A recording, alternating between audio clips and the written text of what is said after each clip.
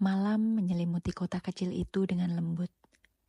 Angin laut berembus membawa aroma asin yang bercampur dengan wangi bunga Kamboja dari taman-taman pinggir jalan.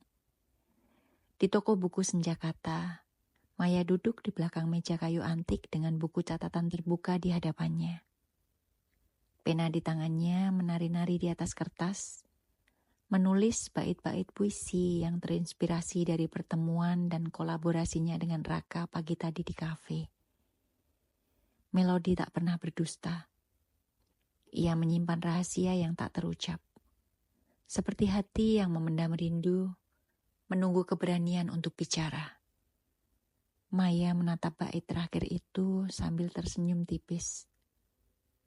Ia tak pernah menyangka bahwa puisi yang ia tulis dari kerinduannya pada senja kini mendapat warna baru berkat musik Raka. Melodi gitar pria itu telah memberikan nyawa pada kata-kata yang selama ini terasa sunyi. Pikiran Maya melayang pada Raka. Pria dengan senyum hangat itu mampu membuat hatinya yang dulu terluka, kini berani menyambut kehadiran seseorang lagi. Namun di balik rasa hangat itu terselip keraguan. Ia ingat bagaimana ia pernah begitu percaya pada seseorang di masa lalu. Dan bagaimana kepercayaan itu berakhir dengan kepedihan yang sulit dilupakan. Suara ketukan pelan di pintu membuyarkan lamunannya. Maya menoleh. Sosok yang familiar berdiri di sana, membawa gitar di punggung dan senyum di wajah. "Boleh masuk?" tanya Raka sambil melongokkan kepalanya. Maya mengangguk. "Tentu. Aku kira kamu sudah pulang. Aku lewat sini tadi, dan entah kenapa langkahku berhenti di depan toko ini." Raka tertawa pelan. "Mungkin karena kata-katamu pagi tadi masih terngiang-ngiang di kepalaku." Maya tersenyum, merasa pipinya sedikit memanas. Ia menutup buku catatan dan berdiri. "Mau kopi?" tawarnya. Berusaha mengalihkan perhatiannya dari perasaan canggung. "Kalau kamu minum juga," jawab Raka. Maya menuju dapur kecil di belakang toko dan menyiapkan 2 cangkir kopi. Saat kembali ke ruang depan, ia mendapati Raka sedang memandang rak puisi klasik yang dipenuhi karya-karya Chairil Anwar, Sapardi Djoko Damono, dan Rumi. Pria itu menyentuh sampul buku dengan penuh kehati-hatian, seolah bisa merasakan emosi yang tersimpan di dalamnya. "Aku selalu kagum dengan puisi," ucap Raka tanpa menoleh. Kata-kata bisa begitu kuat tanpa harus berteriak. Seperti musik, timpal Maya, meletakkan 2 cangkir kopi di meja kecil di samping mereka. Raka menoleh dan tersenyum. "Ya, dan aku ingin tahu bagaimana rasanya menggabungkan keduanya lebih sering."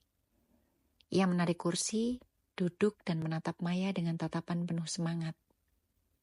"Kamu mau bekerja sama denganku membuat lagu dari puisimu?" Maya menatapnya terkejut. "Membuat lagu? Kenapa tidak? Puisimu punya jiwa.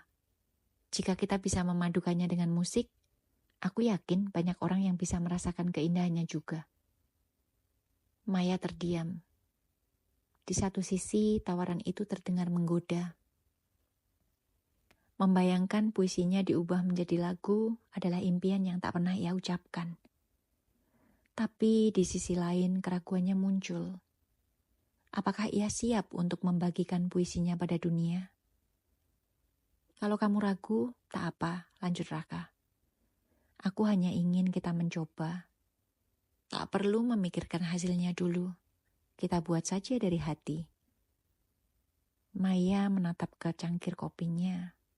Uap panas masih menari di permukaan cairan hitam itu, seperti memantulkan kegelisahan dalam dirinya.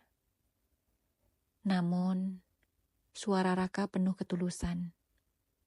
Ia merasakan dorongan untuk keluar dari zona nyaman dan mencoba sesuatu yang baru.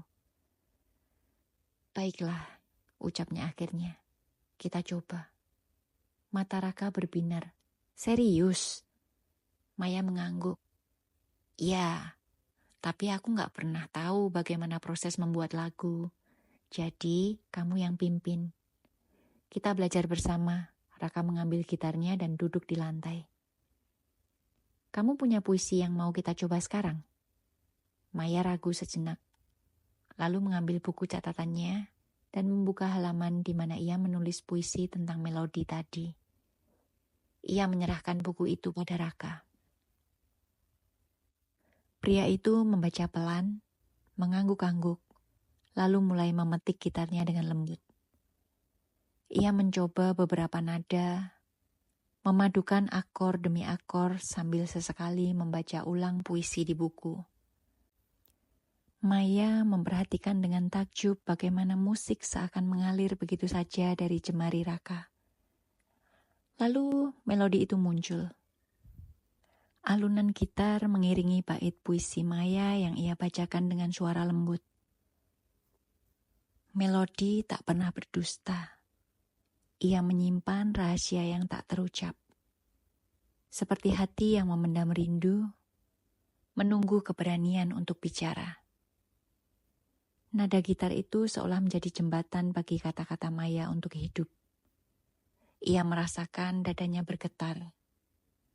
Puisi yang biasanya hanya ia baca sendiri di dalam kamar, kini menjadi lebih hidup dengan iringan gitar Raka. Saat lagu itu selesai, mereka terdiam. Sunyi menyelimuti ruangan, tapi itu bukan sunyi yang asing. Itu adalah keheningan penuh pemahaman. Indah, bisik Maya. Aku gak pernah membayangkan puisiku bisa terdengar seperti ini. Dan aku gak pernah membayangkan bisa menciptakan lagu secepat ini, jawab Raka sambil tersenyum lebar. Kita punya potensi, Maya. Aku yakin kita bisa membuat karya yang lebih banyak lagi. Maya mengangguk, meski di dalam hatinya terselip kekhawatiran. Berbagi karyanya dengan orang lain selalu menjadi tantangan besar baginya. Tapi bersama Raka, semuanya terasa lebih mudah. Malam itu, mereka melanjutkan eksplorasi melodi dan puisi hingga lewat tengah malam. Setiap nada yang tercipta membawa mereka lebih dekat. Bukan hanya sebagai rekan kreatif, tapi juga sebagai dua hati yang perlahan menemukan ritme yang sama. Namun, di sudut lain kota, masa lalu yang tak terduga sedang bergerak menuju mereka.